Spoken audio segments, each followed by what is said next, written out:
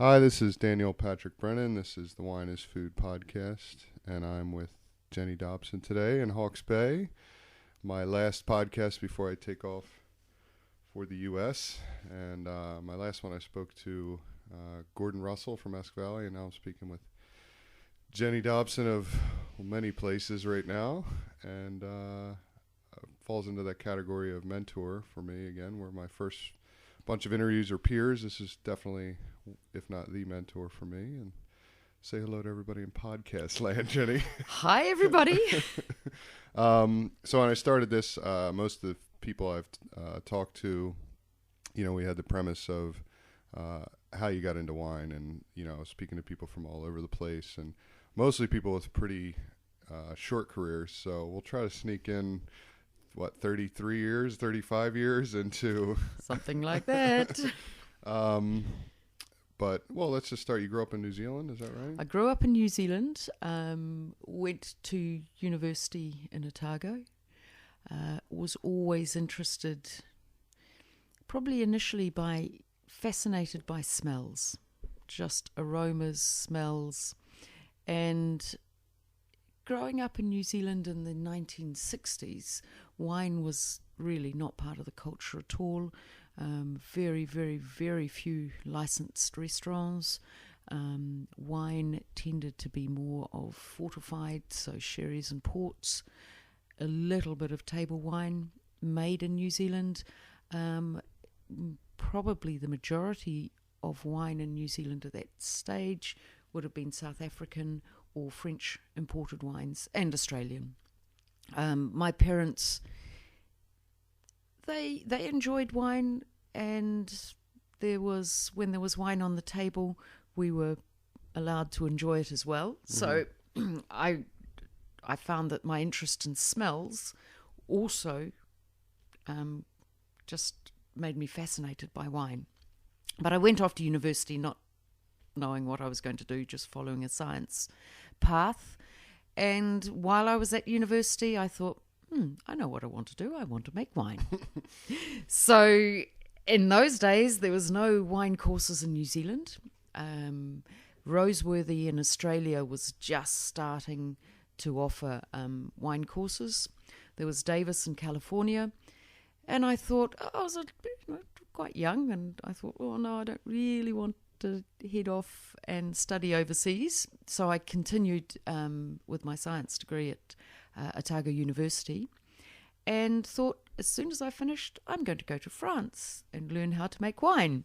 And of course, very naive. Mm-hmm. I forgot. It sort of didn't even occur to me the fact that I don't actually speak French, and I didn't know at the time that the wine industry in France was very male dominated. That hadn't even occurred to me, because I think growing up in the 60s in New Zealand, which was the real start of the feminist movement, so girls could do anything. It didn't even occur to me that there could be barriers because of my sex in France. And probably just as well, otherwise I wouldn't have gone. So I blithely went over to France, and I had been quite lucky. During my university holidays, I'd worked in a fruit wine making place. Barker's, who now, for New Zealanders, will know Barker's because they make jams and fruit juices. But they used to make wine. Elderberry, strawberry, all those wonderful wines. But wine is wine is wine. And it was a great place for me to just say, yes, I am absolutely fascinated by wine, and I want to know more about it. And while I was there, I got the contact for a French winery in Burgundy, which turned out to be one of Burgundy's top sellers. So again, a very good contact to have. I wrote to them before I left New Zealand and said I'd like to come and work for them. So I had a job picking grapes, and that was in 1979. And I got to France, and I thought, this is my home. This is where I'm meant to be. I loved the joy of food and wine. the pleasure that it gave people. And so I started working in Moret-Saint-Denis, which is a little village in the northern part of Burgundy, just south of Dijon, and for a producer called Domaine du Jacques, Jacques and Rose Cess. And I started picking grapes, but I was fascinated by everything. Any chance I had to stay in the winery, I think I washed every bucket, scrubbed it all. And by the end of vintage, by the end of the harvest, I was asked if I'd like to stay on, but it was staying on as a member of the family. I lived with them. I did whatever work needed doing, either in the cellar, in the vineyard, looking after the children, doing whatever. And for me, that was the real start of forming my philosophy about wine. Wine is, we make wine for people to enjoy. It's for enjoyment. Wine has to be something really special, and it's through the growing and the making that you make something really special. So I spent 2 years at Dujac. And what did they produce there? Pinot Noir. Just Pinot Noir. Mm-hmm. And there is the telephone. But just Pinot Noir. But the wonderful thing about living with the Cess family is they had an amazing cellar. Jacques Cess had an amazing cellar. And generally, if you're working in a producing area in France, you only drink wine from that area. But Jacques Cess had come from Paris. He was Parisian. Therefore, he wasn't so entrenched in only drinking Pinot Noir. And his father had started a cellar for him when he was born. And he had wines from all over France. He was interested in wines from elsewhere in the world. So he had Californian wines, he had Italian wines, there's some Spanish wines. And so I got to drink wines from all over the place, all over the world, not just from Burgundy. But I really, really got to know Burgundy. Burgundy is... the maker is really important in Burgundy.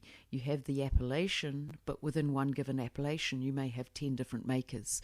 So there's the appellation, which gives the definition to the wine, but then there's the maker's signature on that definition. So when I was tasting wines in Burgundy, the first thing you'd say, it's probably a Côte de Beaune, it's probably from this village, and it'll be this producer, because the producer has a signature on that wine. So 2 years in Burgundy, and absolutely confirmed to me I was in the right place, I was doing what I wanted. I then had a little bit of a deviation. In fact, before I went to Paris, I went and worked for a small producer in Mercure, which is in the southern part of Burgundy, in an area called the Côte Chalonnais, and again making Pinot Noir. And I was just there for 2 months, which was very good for my French because the owner didn't speak English. So I really... You were forced. I was forced to speak French. I then went to Paris and I worked for Steven Sperrier. Steven is an Englishman who made his name by starting a wine tasting school and a wine shop in Paris, and recently has come back into the spotlight because in 1986 he organised a tasting of French wines versus Californian wines. 76, sorry. Yeah. Which is, there was a film made recently, The Judgment of Paris. It doesn't do Steven Sperrier any justice at all, but Steven was very avant-garde. Bringing a wine school to Paris was something pretty novel. And so I worked with him for 2 years, which was, again, just gave me the opportunity to taste so many wines. Because, again, like Jacques Cess, he had wines from all over France. He had wines from all over the world. So it was, what were you working doing? I was working mainly in the wine tasting school, and I gave courses on the wines of France. They were introductory courses in English, a lot of Americans in Paris in those days. And also the OECD was based just outside Paris, and a lot of foreigners in France working for the OECD. Julia Childs there or anybody like that, you know? Not Julia Childs, but there was a very close association with a wine tasting school called La Varenne, and a lot of chefs came through. Yeah, sure. And in fact, I'm just trying to think. I think I did a special course a while ago. It was a 6-week course, but I think I did a special one for the cooking school for La Varenne. So maybe you did, and you don't Yeah, even well, know. exactly. And if it wasn't Julia Charles, it was definitely one of her apprentices. Yeah.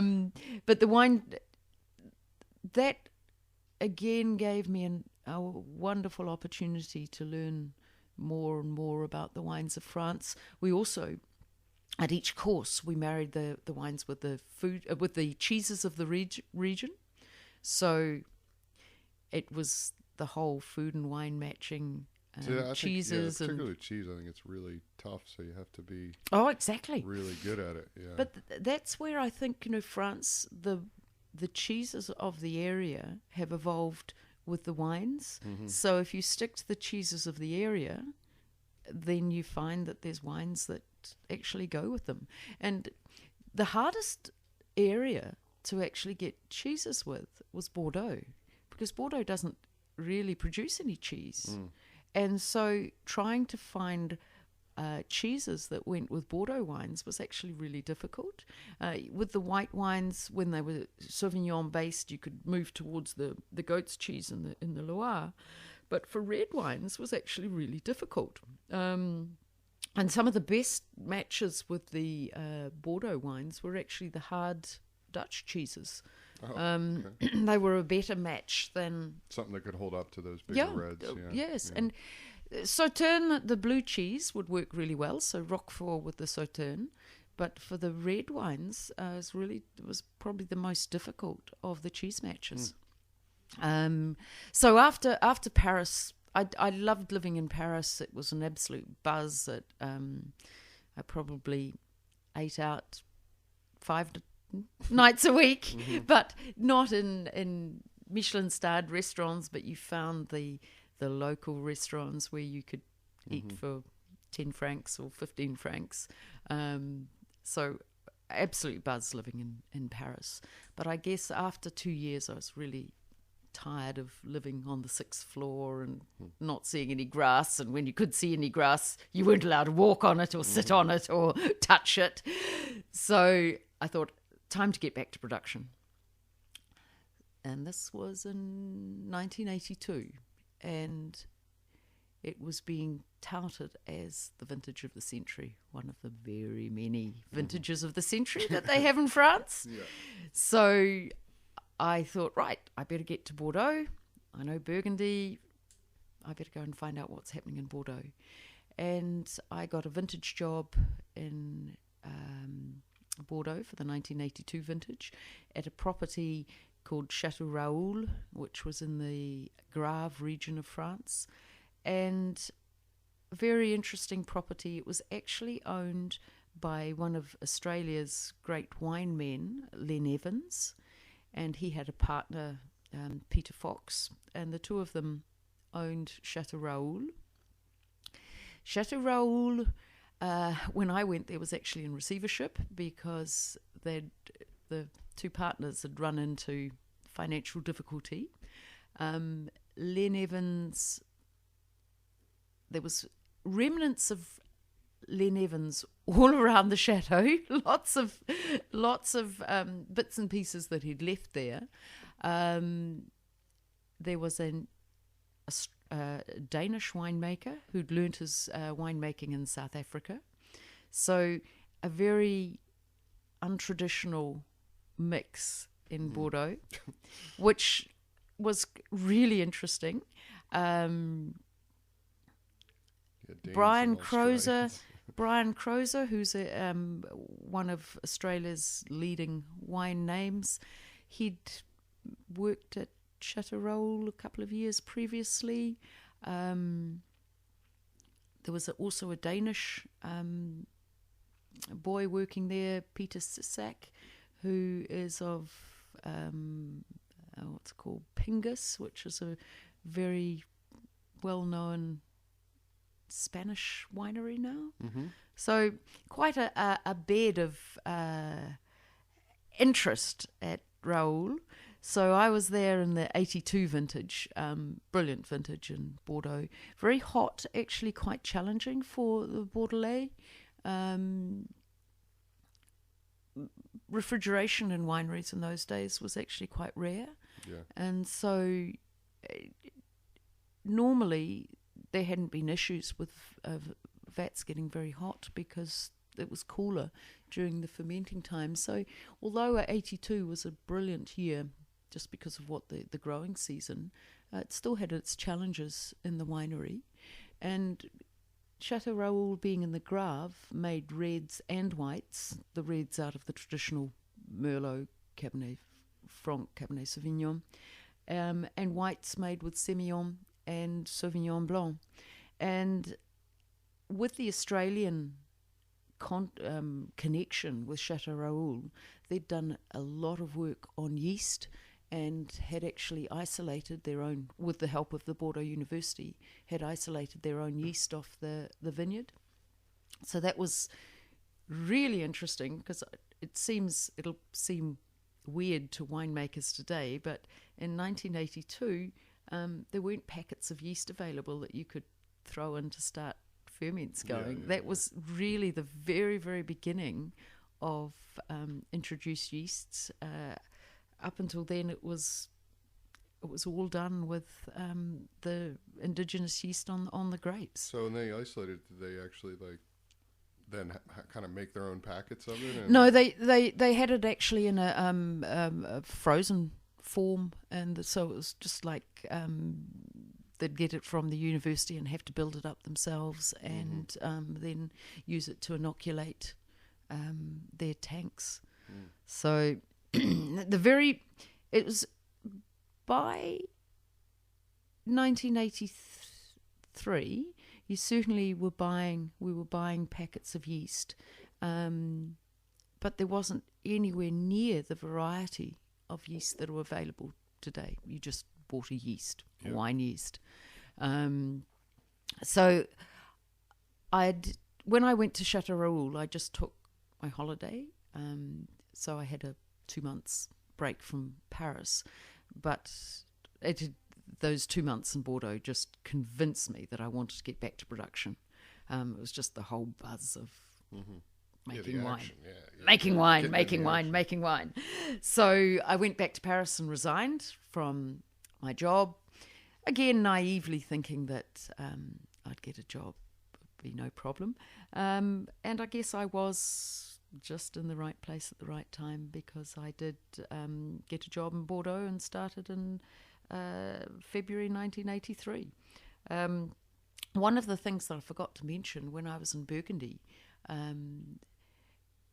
apart from learning French, I realised that the wine industry in France was totally male dominated, that women were not appreciated in the winery at all. It's okay, you could go out in the vineyards and do some pruning and do some work, work like that, but not in the winery.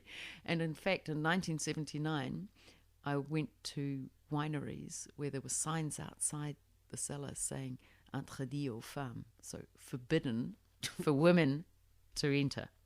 Wow. And I asked Jacques Cess, what's with this? Yeah. And he's a university-educated man, and he replied, "Well, women have funny acids in their body, and they turn the wine to vinegar." What? So now this isn't. It might. I know a lot of people weren't alive in 1979, but it wasn't that long ago. And there was a great belief that not only did women turn wines to vinegar, but also a wine would re-ferment every month because a woman had her period. So the wines would re-ferment. So women weren't allowed in cellars. And I said to Jacques, well, surely you don't believe that. No, that wouldn't be the reason why you're not allowed women in the cellar. And he said, oh, well, they probably just distract men when they're pumping over the vats. They look at the women and they take the hoses with them, and wine goes on the floor. Yeah. But certainly, women were not meant to be in cellars. And when I sat and thought when I thought about it. My conclusion was really that wine is not a job, it's a life. Mm-hmm. And women were far too busy to dedicate their lives to wine. They had the house to run and the children to bring up, so therefore they couldn't take on the jobs as a winemaker. So when I went to Bordeaux, again, it was... still, perhaps Bordeaux is perhaps a little bit more, not quite so traditional as Burgundy, but I was the first woman winemaker or maître de chai in the Medoc. So still in 1983, it wasn't considered a job for a woman. Subsequently, it's really changed, and I think if you go to the Bordeaux University now and into the wine school, you'll find over 50% of the students are actually women. So lots of changes in that time. So 1983, I started in Bordeaux, Chateau Senjac, which is a Cru Bourgeois in the Medoc. The vineyard had been abandoned during the growing season. So even though 1983 was a very good vintage, Senjac struggled because of the disease in the vineyard. So that was a challenge. And just got through it though. Yeah. And 84, the vineyard was taken in hand by a neighbour who I then worked very closely with for the next 8 I guess to with 10 years. all the problems, it was a good introduction. Dive right in, figure out exactly. what's going on. 1984 is not considered a very good vintage in Bordeaux, but at Senjac, the 84 vintage was better than the 83. And that was just the vineyard being taken in hand. And so an amazing experience at Senjac, again, bringing a vineyard from an almost abandoned state back into a top producing chateau. And I think by the time I left, Senjac was considered one of the top Cru Bourgeois, made delicious wines, Merlot, Cabernet Sauvignon, Cabernet Franc, initially a little bit of Malbec, but we pulled the Malbec out, unfortunately, Dad. We pulled the Malbec out, didn't perform as well as your Malbec does in New Zealand. And we also made a little bit of white wine, which was 100% Semillon. Oh, okay. So very interesting, barrel fermented, brilliant wine. Semillon's one of these great varieties that just ages so well in bottle. You can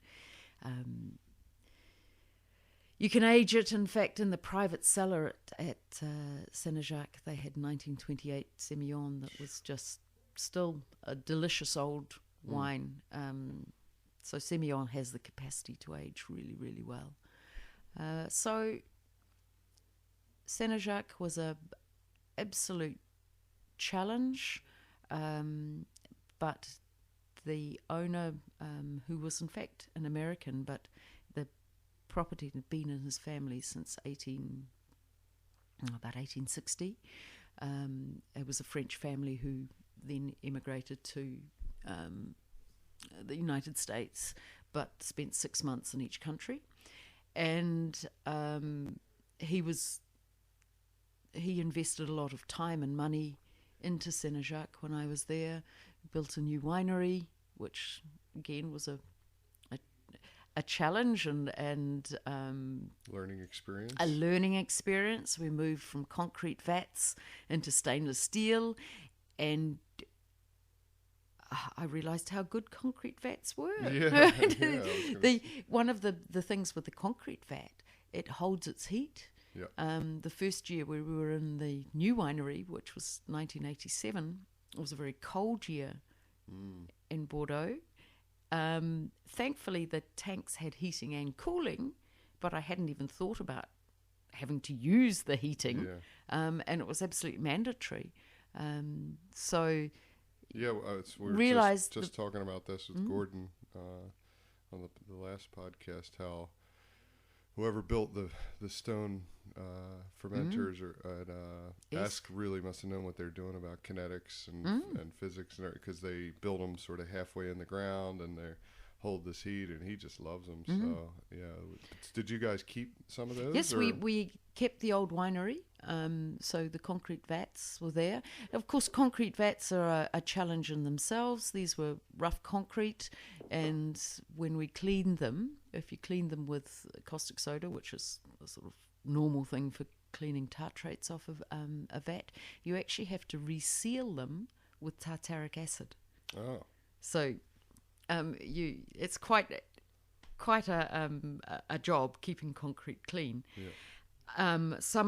In some places I've seen they can put a wax lining on the concrete, and in other places I've seen epoxy resin on the concretes as well. So there's a little bit of work involved with concrete vats. And of course with concrete vats you may have to cool them, because although they keep their heat beautifully, they can also keep their heat. Yeah. And so, again, it was learning how to work with those concrete vats. I tried to fill them alternately. So I had an empty concrete vat, because the concrete vats were in blocks, so they were one touched another. So I'd never fill consecutively. I'd fill one concrete vat, leave one empty, fill another one. So I had a cold vat in between two fermenting vats, and then when I came back to fill the empty vats, the other vats would have finished fermenting. We had all sorts of passive methods of cooling, by opening doors at night and letting the cooler night air blow through the winery and take the lid off if you needed to. If we had to cool in those concrete vats, we actually had to take the wine out, pass it through a cooler, and there was no nice machines. No, these were just hoses that you ran water over. Oh. So no refrigeration.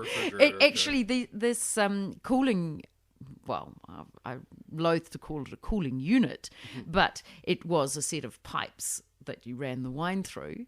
It had a tray at the top that you could put blocks of ice in it, and so you could dribble water over the ice, which would then fall on the hoses. And I can remember I went out and bought some sacking, some Hessian cloth, burlap in American, and sewed it onto these hoses, so I'd get even more evaporative cooling that keep the pipes even colder, and then had a fan blowing on the pipes, so I got evaporative cooling. It's a lot of work to do, and of course ferments don't stop during at night, and so I'd have to try and keep this thing going at night. So sort of every 4 hours I'd set my alarm and get run up. over and do something. That was the beauty of living on site Yes. in France. I was just across the courtyard from the winery, so just put the dressing gown on, rush across the yard. Yep, everything's going, or change vats out of this vat into the other. So moving to the new winery did alleviate the heating and cooling issues, but I guess with the old concrete vats, it was more or less you worked with what you were given. When you went to stainless steel, it was up to you to decide what temperature you wanted. It was no longer nature. It's a little bit like in France, you can't irrigate. You have to deal with what nature gives you. In New Zealand, you irrigate. So how much water should you be giving them? And then, of course, rain comes along. So after you've, nicely calculated, you're going to give them so many mils per litre, mils per plant per week. And then rain comes along and changes it. Yeah. So sometimes when you have to intervene, you don't know what intervention you have to take. Or you leave the cooling on. And well, exactly. Oops. Oh, well, that was actually a trial we were conducting to see what happens when you cool a ferment in the middle of ferment. So after, I guess, I spent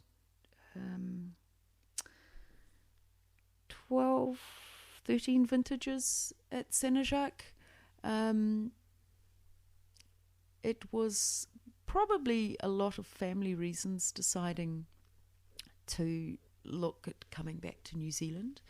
And quite a hard decision to make at that stage because all my working life I'd been in France, and I loved the diversity of French wines. I loved the philosophy and of the place where wine sits in the French culture and its everyday life. So wasn't actually sure whether we could leave France, but had a job opportunity in Western Australia. So we just packed the house up and went off to Western Australia with a return ticket to do a vintage in Western Australia, and this was in the Franklin River region of Western Australia. The majority, I guess the most well-known area of Western Australia is the Margaret River, and the Franklin River is south-east from the Margaret River, inland, but really nothing between the Franklin River area and Antarctica. Yeah. So it's just sea all the way down. Very hot during the day, but cold at night. So you can have 40 degrees. You have to put that into Fahrenheit for people, about 102 or something. Yeah, something like that. But then down to 18 degrees at night. So extremes between daytime and nighttime temperature. Very dry. And this was my first working with Syrah or Shiraz. They also had Riesling, which was just a wonder to work with. I loved working with the Riesling, Chardonnay, Cabernet Sauvignon, Cabernet Franc, and Merlot, and Malbec. Lovely Malbec. And what year was this? That was 1985. 95. 1995. Yeah, so the sort of Australian wine boom was really just starting. Western Australia at that stage hadn't had the massive plantings. They went on in the couple of years after that, and I actually spent the vintage at Franklin Estate, was there until August, so February through August. And then decided to come to New Zealand, but I actually went back to Franklin Estate in a consultancy role for the next 6 or so years, and I went back there every twice a year. And the plantings, each time I went back to just Franklin, massive. my eyes just went, Yeah. the plantings that just went into the sunset, very isolated, and these enormous plantings of vineyards, and there just wasn't the labour locally to look after these vineyards, so they'd bring in gangs from Margaret River, but That's a they were set up to be machined. always a funny term that I know. I didn't even think about it when I was in Napa this past year when I mentioned, we have gangs in for Yeah, to come okay. do the picking, but and I never thought of it because I've only worked in Right. New Zealand vineyards. So when I said gangs, they were like, well, "You mean like the Bloods and the Crips from LA were coming to pick fruit for you guys?" And sorry, crews or something. Cruise, yeah. So Western Australia was awesome to work in. Wonderful potential, amazing wines, and certainly just totally confirmed to me that I could leave France. That there was. I could make wine elsewhere. Mm-hmm. It was still, what I did find really hard was the philosophy. That there wasn't the same, wine didn't hold the same part in culture as it did in France, and so that was quite challenging, especially then coming back to New Zealand, and again it was before the big Marlborough Sauvignon Blanc boom. I think in 1995, 1996, when I came back to New Zealand, Hawkes Bay and Marlborough, the vineyard areas were about the same. So both areas had about 4,000 hectare of vines. Hawkes Bay, I think, now is just getting on to 5,000 hectare of vines, and Marlborough has something like 25,000 hectare of vines. So the growth in New Zealand wine in the last 15 years has been absolutely enormous, but not so much the growth of Hawkes Bay. It's been growth in Sauvignon Blanc. Mm-hmm. So coming back to New Zealand, I started in Hawkes Bay because that was the logical place with my background from Bordeaux. Sure. Hawkes Bay is where you can reliably ripen the Bordeaux grape varieties, so the Merlot, Cabernet Sauvignon, Cabernet Franc. You can reliably ripen them 10 years out of 10, which isn't the same for other growing areas in New Zealand, except perhaps for Waiheke, but that's certainly, so it's tiny, very small, and it was even smaller in 1995, 1996. So started work in Hawkes Bay as a consultant. I guess one of the things that people really wanted my help with in those days was blending and post-ferment maceration.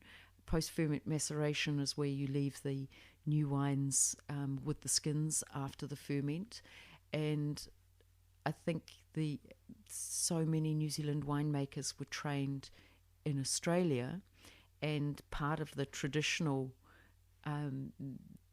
making wines in Australia wasn't to do post-ferment maceration. And so this was something quite new to them. It was a bit of a scary technique where, for me, post-ferment maceration was just reality. You do it, and it's good for the wine, and you do it. It's as important as the actual ferment. So there was, I guess, sort of holding people's hands, giving them confidence to, yes, no, there's nothing going wrong there. Just wait, just taste, keep tasting, and giving them the confidence to assess what they were tasting and make those decisions as to when to take the wines off skins.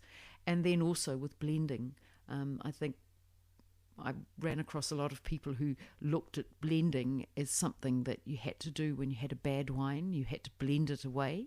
So there was this idea that if you blended, it was because you had a problem, where I'd always looked on blending as something synergistic, 2 and 2 making 5, and the sum of the parts, or the parts, it should be better than the sum of the parts. And so putting that 2% of something else in just lifts the blend immeasurably. So did a lot of work with people with blending, again, just giving them confidence in their own palates and seeing what blending could do. And then in 1998, one of the people I'd been working with was the Lawson family of TeAwa Farm, and they built a winery. Up to that stage, they'd had their wines contract made, and they needed a winemaker. And I guess initially I said, no, I'm quite happy with consultancy. And then I thought, no, I'd actually really like to get back to living a wine. Yeah. So started with Gus and Ian Lawson in 1998. New winery again. Still probably it was a new winery. It was a shed that had some tanks in it, and we worked with building the winery, building the wine, building the market.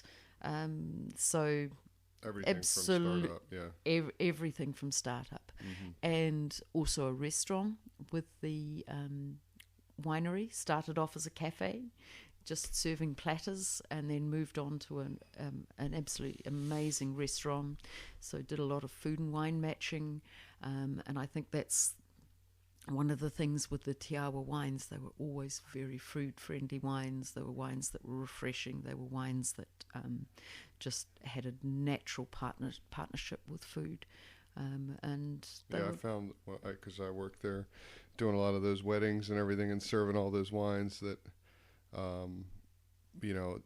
Kiwis particularly, we did a lot of weddings for New Zealanders there, people down from Auckland and things like that, and they would, you give them a glass of this or a glass of that, and they go, yeah, like not the huge first initial reaction that you get out of so many New Zealand wines where they're, still distinctly Kiwi wines, but you would find, as the second glass came and as the food came out, that they, you just get these amazing compliments, and people just, it was more like drinking the bottle rather than drinking the glass, is what I found there. And I think that's a nice analogy.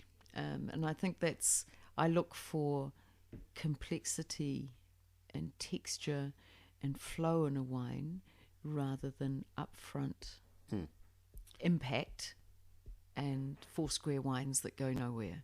So I'd much prefer a wine that was subtle, that was complex, that you actually had to go back and re-smell, and then you're actually seeing the beauty and the layers of aromas in the wine. That's exactly why I ended up there, because I went and tasted the wines, and I said, I want to go back and taste those wines again, and again, and that's because I went into the restaurant to work there and talked to Craigie and a few other places, but those wines interest me more than any other place. So that was, but then of course things changed again for all of us. So yes, and so 10 years at TeAwa, and then it was time to do something different again.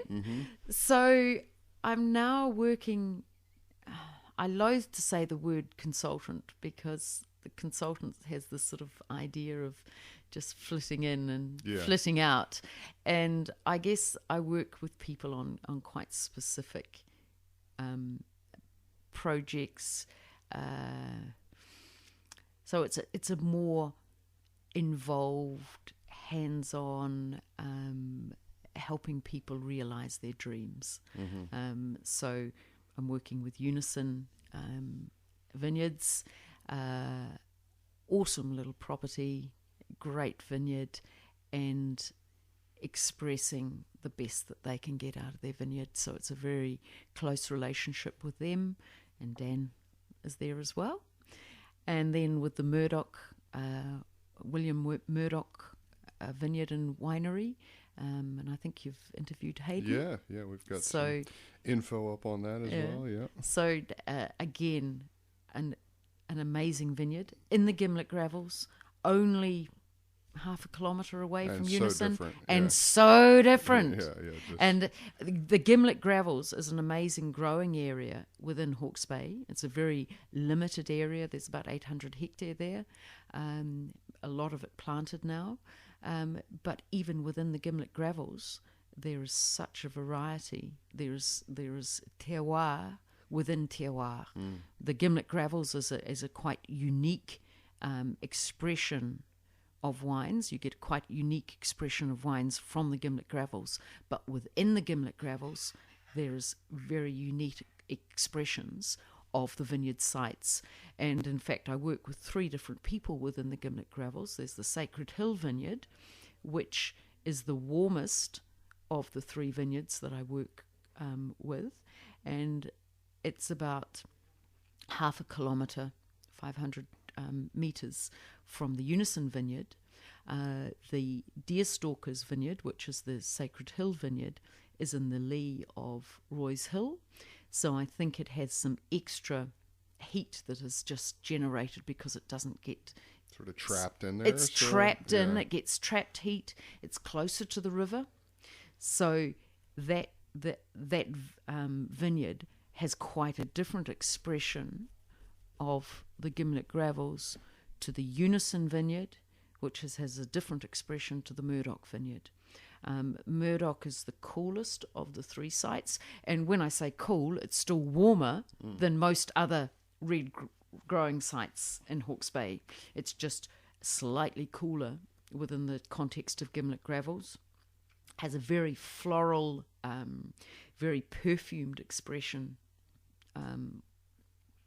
within of the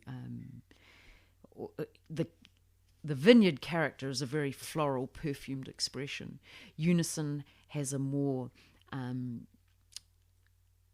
warm earth spice, a lot of the nutmeg, allspice expression within the wines.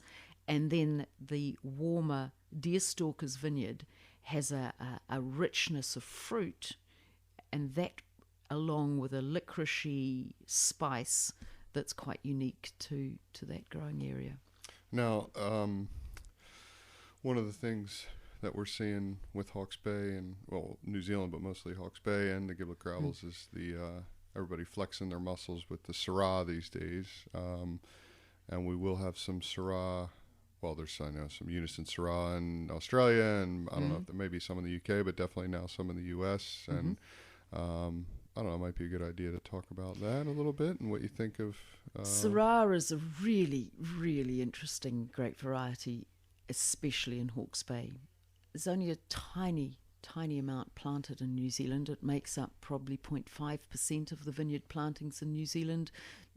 Still, I don't think we've broken 300 hectare. I think it's still under 200 hectare, under 300 hectare of Syrah planted in New Zealand, but it really punches above its weight.